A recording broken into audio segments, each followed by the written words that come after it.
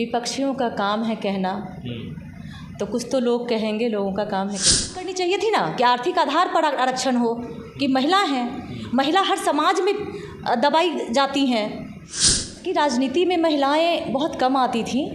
धीरे धीरे जैसे जैसे ज़माना बदल रहा है, महिलाएं आगे आई हैं, महिलाओं को आयाम मिल रहा है, एक आप कह सकते हैं संबल मिल रहा है, उनको संसद तक पहुंचने का रास्ता मिल रहा है।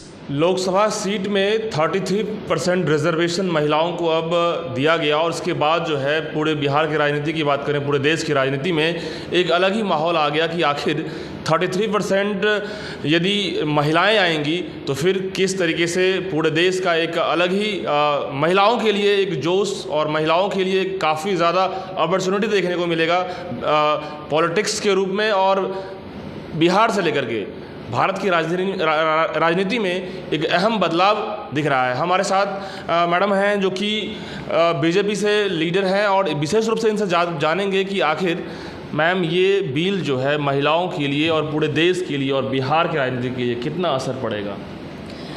सबसे पहले तो हमारे प्रधानमंत्री जी का बहुत बहुत अभिनंदन, आभार, बहुत स्वागत उनके इस बिल का हम करते हैं तहे दिल से, और देश की सारी महिलाएं स्वागत कर रही हैं इस बिल का। प्रधानमंत्री जी ने 27-28 साल से लटका हुआ ये जो बिल था, अटका हुआ या अटकाया हुआ ये बिल था, उस बिल को लाए हैं और उसको कैबिनेट में पास हो गया है और अभी उस पर चर्चा चल रही है संसद में। ये बहुत ही सराहनीय कदम मोदी जी का रहा है कि महिलाओं को आयाम मिल रहा है, एक आप कह सकते हैं संबल मिल रहा है, उनको संसद तक पहुंचने का रास्ता मिल रहा है। जिस तरीके से बिहार की राजनीति में देखें तो कहीं ना कहीं आरजेडी आपत्ति जता रही है कि आखिर इस बिल को लाने से क्या हो जाएगा। जी, बिल को लाने से ये होगा कि राजनीति में महिलाएं बहुत कम आती थीं। धीरे धीरे जैसे जैसे ज़माना बदल रहा है, महिलाएं आगे आई हैं, हर क्षेत्र में महिलाएं आगे आई हैं। कब आई हैं? जब आप उनको थोड़ा सा सपोर्ट मिलता है घर से और सरकार से, हमारे देश के, तब वो ज़्यादा मात्रा में निकलना, आज बाहर निकलकर हर फील्ड में काम कर रही हैं। जैसे आप देखेंगे कि सेना में जब मोदी जी महिलाओं के सपोर्ट में आए तो आज महिला राफेल उड़ा रही हैं। उसी प्रकार आप देखेंगे कि जितने भी हमारे स्कूल हैं सेना के, उसमें अब लड़कियां भर्ती हो रही हैं, पढ़ सकती हैं। लड़के पढ़ते थे, लड़कियां नहीं पढ़ती थीं। हमारे यहाँ है ना तिलैया या कहीं है तो लड़कियां नहीं जाती थीं, आज वो पढ़ रही हैं। तो अर्थ ये है कि जब ये बिल मोदी जी लाए हैं तो उनकी इस मंशा को समझना चाहिए कि जब आप अधिकार को बिल्कुल बना कर देंगे, लिखित रूप से देंगे, संविधान में बनाकर आप जब देंगे, उसको कानून पारित करेंगे, तो महिलाओं को ज़्यादा सपोर्ट मिलेगा, उनको घर से भी तब ज़्यादा सपोर्ट मिलेगा। उनका मार्ग आप प्रशस्त कर रहे हैं, उनको आप आधार दे रहे हैं आगे बढ़ने का। लेकिन एक सवाल है कि जिस तरीके से बिल लाने की बात आई तो कुछ लोगों का कहना है कि लोकसभा चुनाव नज़दीक है, तो उसको लेकर इतने इस समय बिल लाने का मतलब है कि वो अपना मतलब कि राजनीतिक जो है तरीके से काम बनाना चाह रहे हैं। देखिए, मेरा तो ये कहना होगा कि विपक्षियों का काम है कहना, तो कुछ तो लोग कहेंगे, लोगों का काम है कहना। लेकिन अगर नियति पे आए, अगर मोदी जी का जो नियत है वो हम साफ़ कर देते हैं। 9 वर्षों में अलग अलग समय में अलग अलग बिल आया है कि नहीं आया है? बड़े बड़े काम हुए हैं ना, कई सारे बिल पारित की गई हुए हैं। अब यह बिल अभी चुनाव के निकट में आया है तो आप कह देंगे कि ये झुंझुना है और लॉलीपॉप है। आज ये बिल लेकर मोदी जी आए हैं, इसका लाभ आज भी हो सकता है कि हमें ज़्यादा सीटें मिले महिलाओं को, और इसका जो पेपर वर्क है, इसको होने में जो वक्त लगेगा, तो वो वक्त तो आपको 2 साल पहले लाते तभी भी फिर 2 साल का वक्त लग सकता था। जैसा कि वो लोग कह रहे हैं कि ये तो 27 में आएगा, तो उसमें भी वक्त लगता। क्योंकि डिलिमिटेशन का बात कर रहे हैं, फिर वो लोग आरक्षण में जाति आरक्षण की बात कर रहे हैं, और इसमें बहुत सारे बहस आप देख रहे हैं संसद में भी चल रहा है।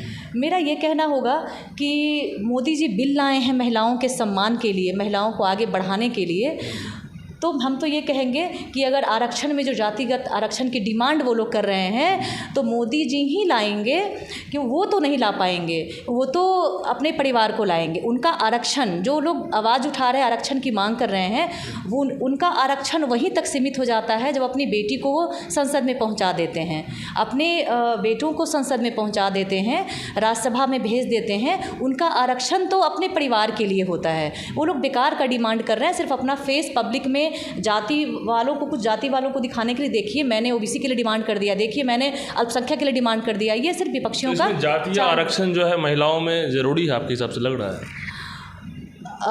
एक भी व्यक्ति आर्थिक आधार पर मांगेगा नहीं।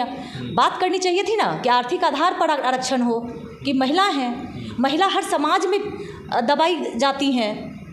जैसा कि आप कहते हैं कि हमारे देश की नारी को दबाया जाता है, अबला है, लगता नहीं है कि अबला, अगर अबला होती देश की नारी तो महिला प्रधानमंत्री नहीं होती इतने वर्ष पूर्व भारत की, और झांसी की रानी लड़ने नहीं जाती जंग में अंग्रेजों के साथ।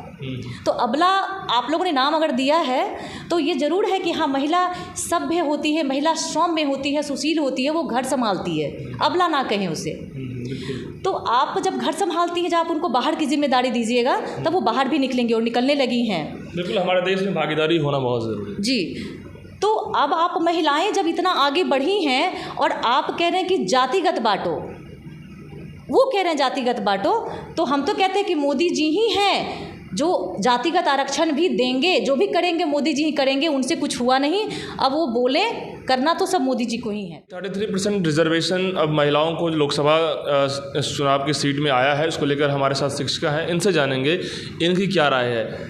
जिस तरीके से बिल आया है मोदी जी का, महिलाओं के लिए 33% रिजर्व हो गया, अब लोकसभा में जाएंगे और सांसद बनेंगी महिला, आप क्या कहेंगे? शिक्षिका है। एक्चुअली मैंने बहुत सारी लेडीज़ से भी मिला कल, और न्यूज़पेपर में भी मैंने पढ़ा, तो उसमें मतलब जितनी भी महिलाएं हैं वो बहुत ज़्यादा खुश हैं। लोग होली मना रही हैं, अबीर खेल रही हैं, इसलिए क्योंकि महिला को आरक्षण मिल रहा है, महिला आगे जा रही हैं। तो फिर कहीं ना कहीं लोगों में बहुत खुशी है, और ये इनिशिएटिव पूरे बिहार देश के लिए, सबके लिए बहुत, हाँ, बहुत ज़्यादा महिला खास करके बहुत ज़्यादा खुश हैं, जितनी भी महिलाएं हैं। तो आपने सुना जिस तरीके से महिलाओं के अंदर में उत्सुकता हो भी क्यों ना, कहा जाता है कि हमारे देश में हर जगह पे परफॉर्म करती है महिला, चाहे पॉलिटिक्स हो, चाहे वो ब्यूरोक्रेट्स हो, चाहे वो कोई भी सेक्टर्स हो। आप डिफेंस में जाइए तो फिर पॉलिटिक्स में क्यों नहीं आगे आएगी महिला। वैसे भी देखा जाए तो हमारे देश की में एक से एक दिग्गज लीडर महिलाएं रही है, तो ऑब्वियसली अब 33% रिजर्व सीट के साथ महिलाएं एक बार इस आने वाला जो चुनाव होगा, लोकसभा चुनाव में पार्टिसिपेट करेंगी, और पूरे देश के लिए एक नया माहौल बनेगा। और जब संसद भवन पहुंचेगी ये तमाम महिलाएं, तो हमारे देश का एक अलग ही मतलब कि एंगल लगेगा, रौनक लगेगा, और हमारे देश की जो लोकतंत्र की खूबसूरती है वो अलग ही देखने को मिलेगा। कैमरामैन ओम प्रकाश के साथ मैं विभू झा, पटना।